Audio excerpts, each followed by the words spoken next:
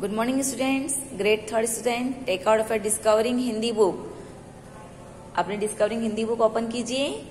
Open your book, part 7।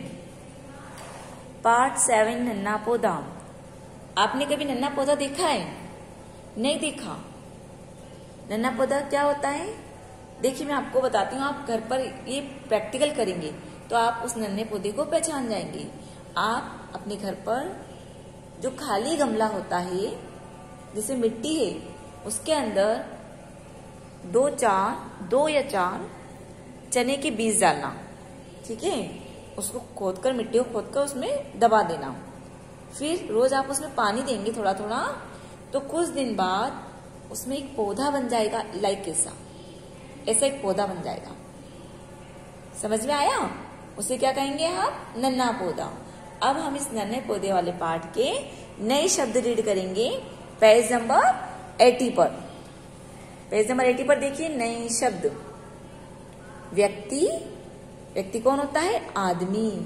दिनचर्या, रोज किए जाने वाले काम क्या कहलाते हैं? दिनचर्या। जैसे हम डेली सोकर जागते हैं, ब्रश करते हैं, फ्रेश होते हैं, नहाते हैं, स्कूल के लिए रेडी होते हैं। तो ये क्या हुआ? हमारी डेली दिनचर्या का काम हुआ। समझ में आया? नन्हा कौन होता है? छोटा। उत्पादक, उगाने वाला। उत्पादक मतलब जो फसल उगाता है उनको कहते हैं। सहायता, मदद। सहायता मीन्स मदद करना किसी की। आजाद मीन्स होता है स्वतंत्र। देखो किसी पक्षी को पिंजरे से बाहर कर दो, वो स्वतंत्र हो जाएगा, आजाद हो जाएगा। लास्ट वर्ड है बाड़।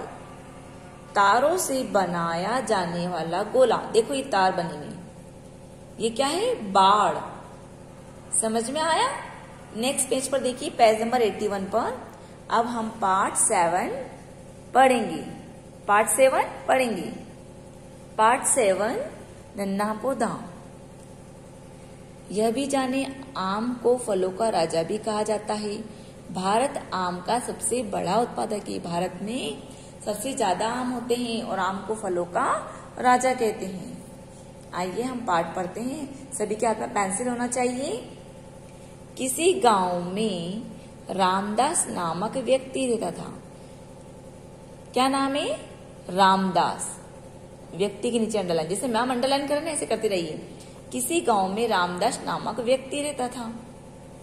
उसके पास आम का एक बाग था। किसका बाग था? आम का एक बाग मीन्स बगीचा था। रीड करते जाइए मैम के साथ साथ। वह सारा दिन बाग में मेहनत करता, पेड़ पौधों की कटाई छटाई करता। मेहनत करता और कटाई छटाई करता, देखिए दो एक जैसे शब्द हैं। पेड़ों से आम इकट्ठा करता और नए पौधे लगाता। ये जो बाग है इसके अंदर आम उगते थे। आम आने के बाद उनको इकट्ठा करता और कहीं कहीं पर नए पौधे लगाता। उसकी दिनचर्या यही रहती थी। एक दिन रामदास ने आम का नया पौधा लगाया। किसका पौधा लगाया? आम का नया पौधा लगाया। पौधा बहुत छोटा था। उसकी सुरक्षा के लिए रामदास ने पौधे के चारों ओर पतली तारों की बाड़ लगा दी। बाड़ शब्द आपने पढ़ा था ना? पौधे के आसपास कई पुराने पेड़ थे। ये पेड़ काफी समय से फल दे रहे थे। जब उन्होंने आम का पेड़ लगाया तो पौधे के आसपास दूसरे पेड़ भी थे और काफी साल से फल दे रहे थे। उनमें से ही एक पेड़ रामदास को नया पौधा लगाते और बाड़ बांधते देख रहा था। पौधा भी देखता है, देखो।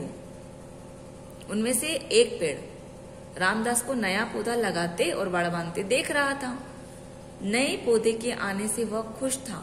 अपने घर कोई नया मेहमान आता है तो हम खुश होते हैं ना, कोई गेस्ट आते हैं तो ऐसे वह पौधा भी खुश हो रहा था। पौधा अभी छोटा था तो पेड़ के मन में उसे लेकर चिंता थी। जब कोई छोटा होता है, हमारे घर में यदि कोई छोटा बेबी आता है तो हम सब बहुत खुश होते हैं, लेकिन चिंता भी रहती है। रामदास के जाने के बाद पेड़ पौधे से बोला, वो जो पेड़ है पुराना पेड़, वो नन्हे पौधे से बोला, नन्हे पौधे इसके नीचे अंडरलाइन कीजिए, देखो विस्मय बोधक साइन बना हुआ है यहाँ पे, विस्मय बोधक चिन्ह। इस बाग में तुम्हारा स्वागत है। कोई हमारे घर आता है या छोटा बेबी हमारे घर आता है तो हम बोलते हैं ना स्वागत है आपका, परंतु पौधे ने कोई उत्तर नहीं दिया। फिर पेड़ बोला, मैं यहाँ कई सालों से हूँ, तुम अभी बहुत छोटे हो, अपना ख्याल रखना। क्या कह रहा है, मैं बहुत सालों से इस बाग में हूँ और तुम तो बहुत छोटे हो, अभी आए हो, नए हो वहां, अपना ध्यान रखो। लेकिन पौधा गुस्से से बोला, यहाँ भला कोई कैसे खुश रह सकता है। उस व्यक्ति ने मुझे इस बाड़ में कैद कर दिया। बाड़ मीन्स ऐसा तारों का बनाया गया जाल, इसमें कैद कर दिया। कैद मीन्स बंद कर दिया। मैं आजाद रहना चाहता हूँ। क्या रहना चाहता हूँ? आजाद। मुझे बाहर निकालो यहाँ से। क्या कह रहा है? मुझे बाहर निकालो। देखो ये रामदास ने नन्हा पौधा लगाया है, दिख रहा है आपको? देखिए आप, ये नन्हा पौधा लगाया है रामदास ने। तो इस यहाँ जो पास में पेड़ है, पुराना पेड़, इससे बात कर रहा है। नेक्स्ट पेज पे देखिए, अब पेज नंबर 82 पर देखिए।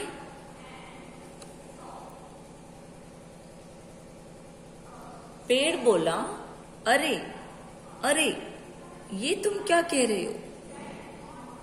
तुम अभी बहुत छोटे हो, तुम्हारी सुरक्षा के लिए ही तुम्हें बाड़ में रखा गया है।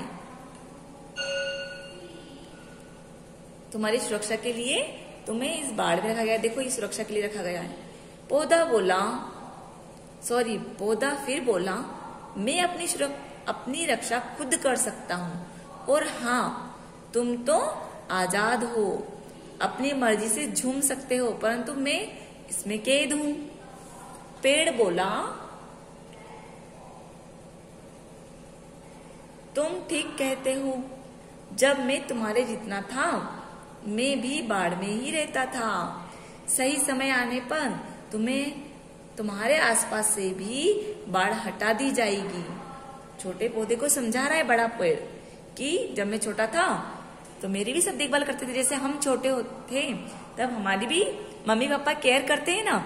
जब हम बड़े हो जाते हैं अपना ध्यान खुद रखते हैं ना। अभी देखो मम्मा आपको सुबह मॉर्निंग में उठाती है, ब्रश करवाती है, नहलाती है, स्कूल के लिए रेडी करके भेजती है, लंच बॉक्स पैक करके देती है।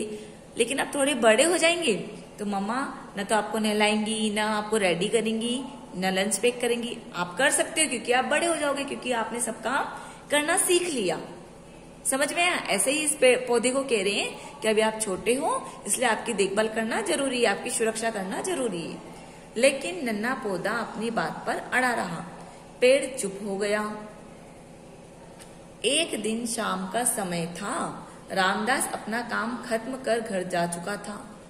अचानक तेज तेज हवा चलने लगी। सभी पेड़ पौधे तेजी से हिल रहे थे। बहुत तेज हवा चलती ना तो पेड़ पौधे बहुत तेज हिलते हैं। सभी परेशान थे कि न जाने अब क्या होगा। वहीं दूसरी ओर नन्हा पौधा बिल्कुल चुप था, जैसे उसे तेज हवा से कोई फर्क ही नहीं पड़ रहा हो। अचानक वह पौधा जोर जोर से हिलने लगा।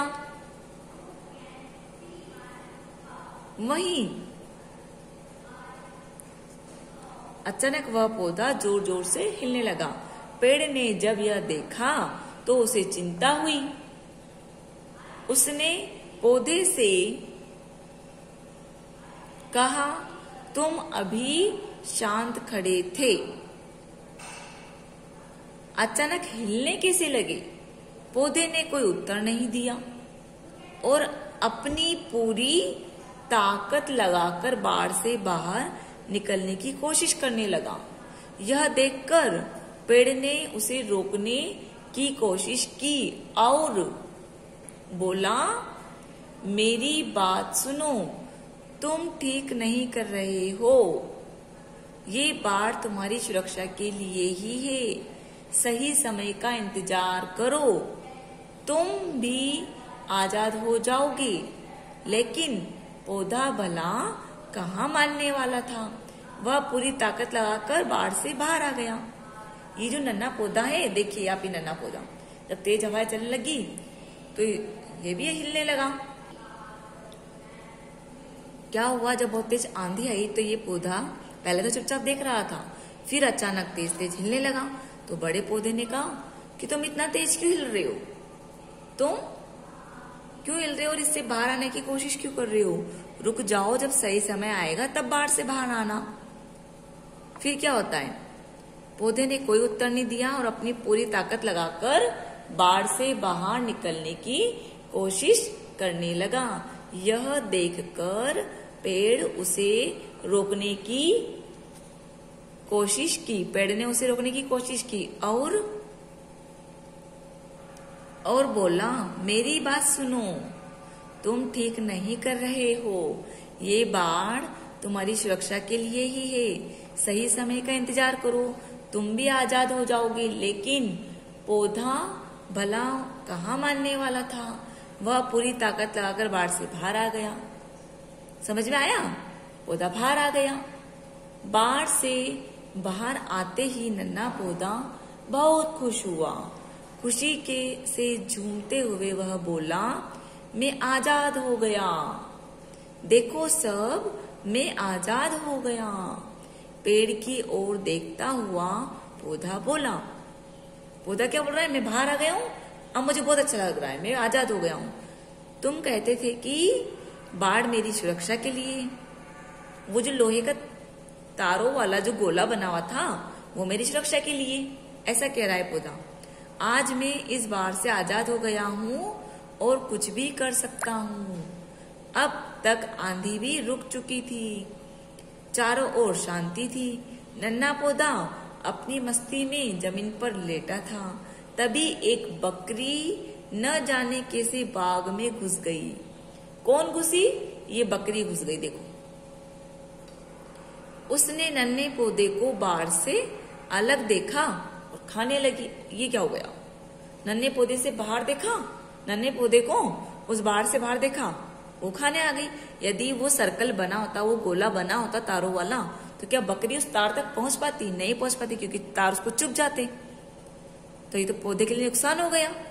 देखिए नेक्स्ट पेज पर, पेज नंबर 83 पर,